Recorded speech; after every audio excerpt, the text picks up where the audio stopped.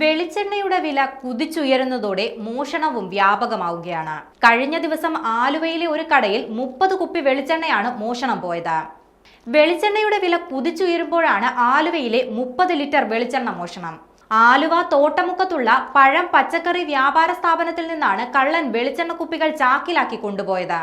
വെളിച്ചെണ്ണയ്ക്ക് പുറമെ ഒരു പെട്ടി ആപ്പിൾ, 10 കവർ പാൽ എന്നിവയും മോഷണം പോയി.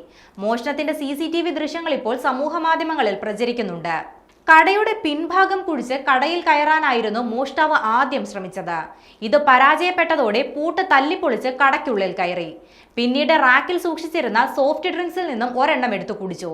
ഇതിനുശേഷമാണ് 30 കുപ്പി വെളിച്ചെണ്ണ കടയ്ക്കുള്ളിൽ തന്നെ ഉണ്ടായിരുന്ന ചാക്ക് കൊണ്ടുവന്ന് അതിലെടുക്കുന്നത്.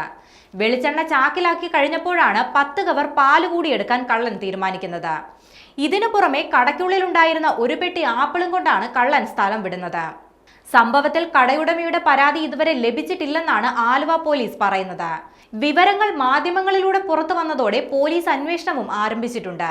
CCTV ദൃശ്യങ്ങളുടെ അടിസ്ഥാനത്തിലാണ് പോലീസിന്റെ അന്വേഷണം പുരോഗമിക്കുന്നത്.